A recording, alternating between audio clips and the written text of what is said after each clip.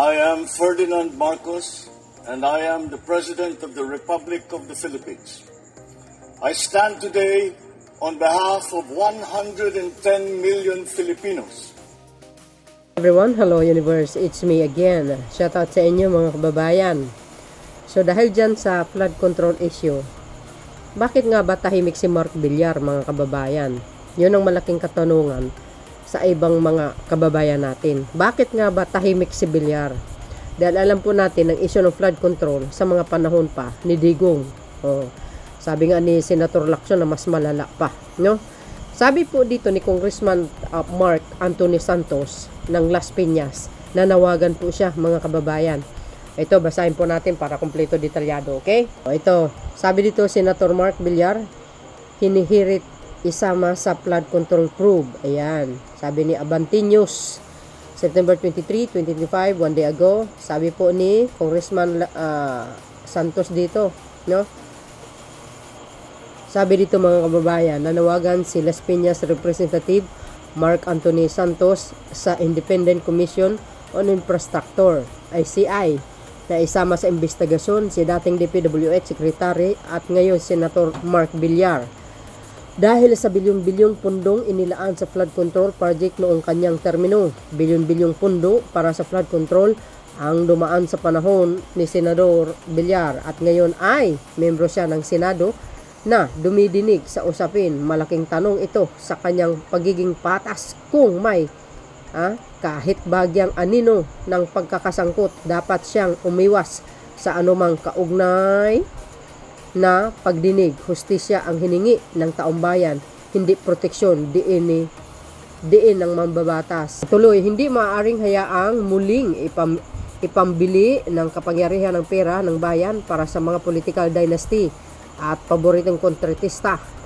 Kailangan wakasan ang maniobra sa budget na nag-aalis sa mga Pilipino ng tunay na paaralan, ospital at makabuluhang flood control. Dagdag ng kongresista, agay. Binanggit ni Santos ang kaso ni Henry Alcantara na naging district engineer sa Bulacan sa panahon ng senador. Saklaw nito ang 13 bayan at lungsod sa lalawigan ng madalas bahain. Kung nakikita nyo guys, yung mga nasasangkot ngayon ay mga dating administrasyon pa. Even si Bernardo, mga kababayan, appointee ni Mark Villar. O, di ba? So ibig sabihin, yung mga ginagawa nila noon, dahil namihasa sila, ang akala nila ngayon hindi sila masita ng Marcos administration. O, di ba? So napansin ng pangulo, ayun. O, remember, itong mga ngayon nasasangkot ng mga engineer, panahon pa po ni Digong yan. Ayan po ay halal ni Villar, ni Mark Villar. Batay sa mga ulat, pinamahalaan ng opisina ni Alcantara ang pinakamalaking halaga ng proyekto sa lahat ng implementing office ng DPWH, 28.9 billion mula 2022 hanggang 2025. Biro nyo yun? Ang tanong ni Senator Risa Ontiveros kanina, kung sino nag-appoint, ang tagal niyang sinagot. Ang pinakadulo, si Mark Villar. O, di ba? So, ibig sabihin, talagang grabe pala rin, panahon ni Mark Villar. Bakit tahimik po yun? Sabi niya dito, tinukoy rin ni Santos ang babala noon ni dating Senator dating Senator Pampilo Lacson tungkol sa 469 bilyong reinserted project sa 2021 budget na anya ay labag sa konstitusyon at pinagmumulan ng dubling alokasyon at ghost project. Mayroon tayong video tungkol sa isiniwalat ni Senator Lacson sa panahon ni Digong na mas malala. Biro nyo, 469 billion. Reinserted project sa 2021 budget anya ay labag sa konstitusyon at pinagmula ng dubling alokasyon sa ghost project. Sige nga, kaya nga si Pangulong Marcos Jr. kampante ng akala niya maayos itong mga engineer na ito na kung saan panahon pa ni Digong nagnakaw na sila. So hanggang ngayon, masaklap ngayon itong witness ni Marcoleta, sablay, fabricated. talagang target si Speaker Martin. Sabi dito, ano ni Kongresta, napapanahon ang expose ni Lacson dahil ang kasalukuyang investigasyon ay nagpapakita ng parehong pattern ng questionable alokasyon ng public works at infrastructure. Hindi dapat limitado sa teknikal na irregularidad. Ang investigasyon kailangan mailantad ang sistematikong conflict of interest na sumisira sa ating mga institusyon. Gawin natin ito turning point, hindi lang para sa flood control, kundi para sa pamahalaan mismo. Ano ni po ni Congressman Santos ito ng Las Piñas, guys, ha? Tahimik si Mark Villar, hindi siya nagsasalita. So I think ang ICI na lang ang mag-iimbestiga. So dahil dyan, mga bes, ito para kumpleto detalyado, panoorin nyo ito. Push for more accountability sa mga projects. Dapat dagdagan pa yung mga measures natin para hindi na maulit yung mga substandard projects. August 19, 2025, nang magsalita si Senator Mark Villar sa Senate Blue Ribbon Committee para isulong ang pagkakaroon ng isang master plan sa flood control projects at pagpapalakas ng accountability measures sa mga proyekto ng pamahalaan. Si Senator Mark ang nagsilbing DPWH Secretary sa Administrasyong Duterte mula 2016 hanggang 2021. Siya rin ang naglagay sa pwesto ng ilan sa mga itinuturing na BGC Boys o Bulacan Group of Contractors, na ilan sa most controversial personalities ngayon sa flood control scandal. Sa pagsusuri ng Billionaire News Channel sa datos ng DPWH, napag-alaman ng aming team na ang isa sa top public works contractor sa Las Piñas na siyang kilalang baluarte ng mga Villar ay pagmamay-ari mismo ng pinsan ni Senator Mark. Ayon sa datos ng DPWH, nakapagtala ang I&E Construction Corporation ng mahigit 4 billion pesos worth of public works contracts sa National Capital Region mula 2016 hanggang 2025. 84 out of 89 projects nila sa Metro Manila matatagpuan sa Las Piñas na nagkakahalaga ng 3.5 billion pesos. Pero sa pagsusuri ng Billionaire News Channel, tila mas malaki ang nakubra nilang mga kontrata sa Calabarzon. From 2016 to 2025, nakakuha ng 45 DPWH contracts ang kumpanya na aabot sa 4.6 billion pesos. Yan ay sa kabila ng hindi nila pagkakaroon ng proyekto noong 2018 at 2019.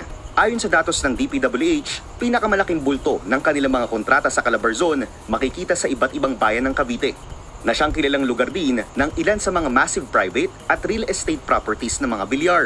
Ang kasalukuyang authorized managing officer ng kumpanya, si former Las Piñas Councilor Carlo Aguilar.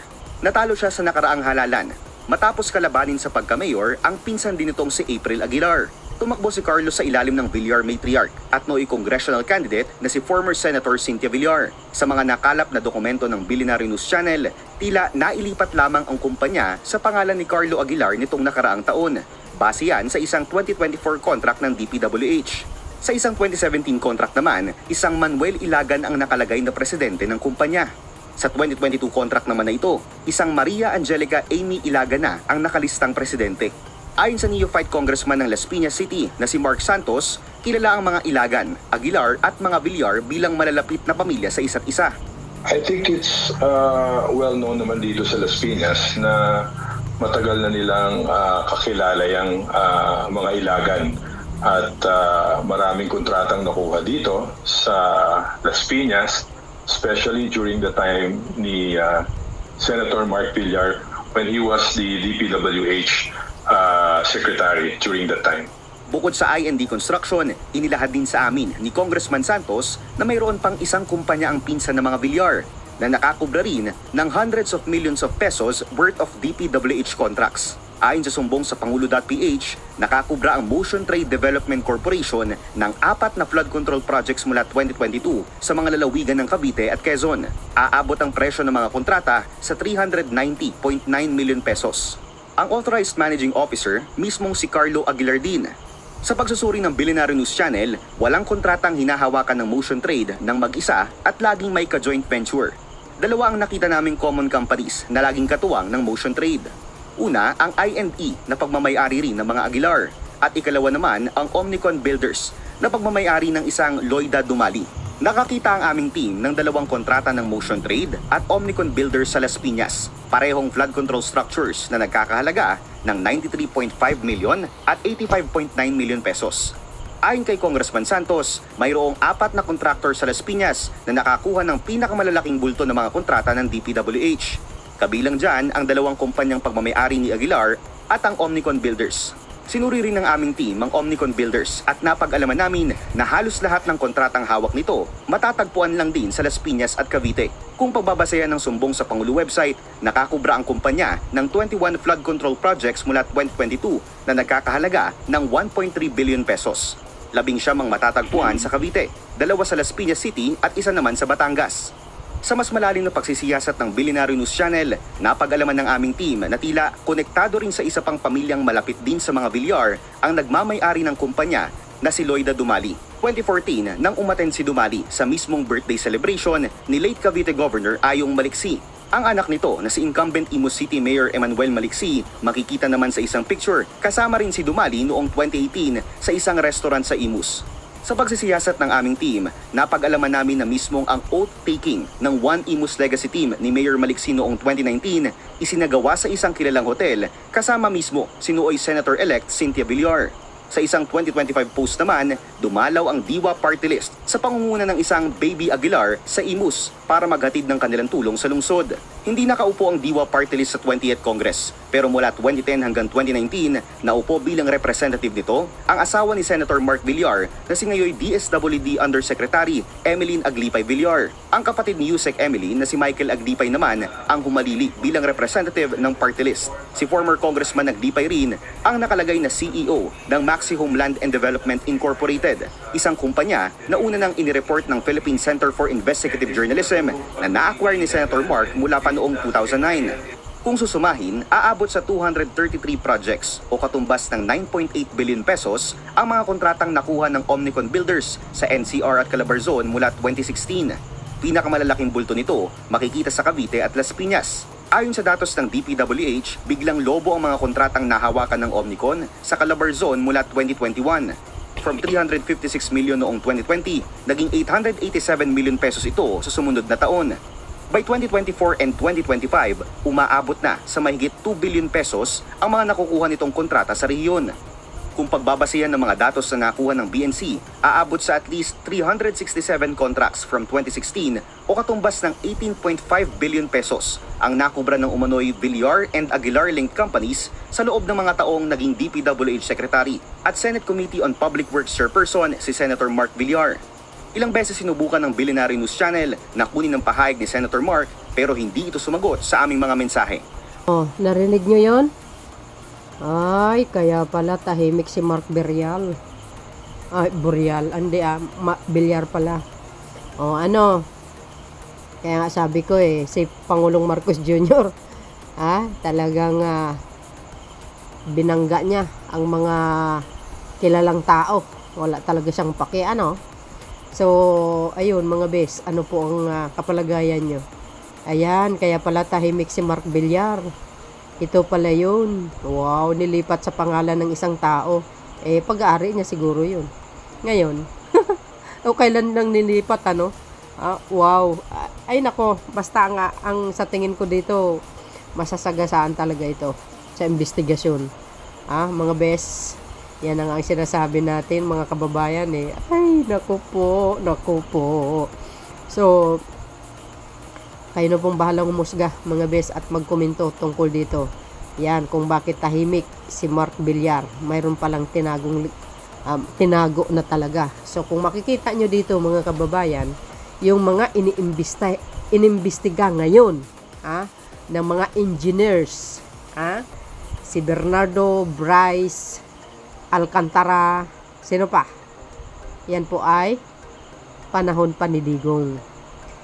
Kung alam sana ng mas maaga ni Pangulong Marcos Jr., hindi na niya sana kinuha itong mga engineer na ito na nagnakaw na pala sila noon. Na akala nila hindi sila masita. Baka ang akala nila si Digong pa ang nakaupo sa palasyo. Pues malas lang nila. Si PBBM ang nakatuklas. Kaya in-expose yan ngayon. Kaya ito, expose natin. So yun mga bes. See you again on my next upload. Bye and baboos. God bless Philippines. There's more.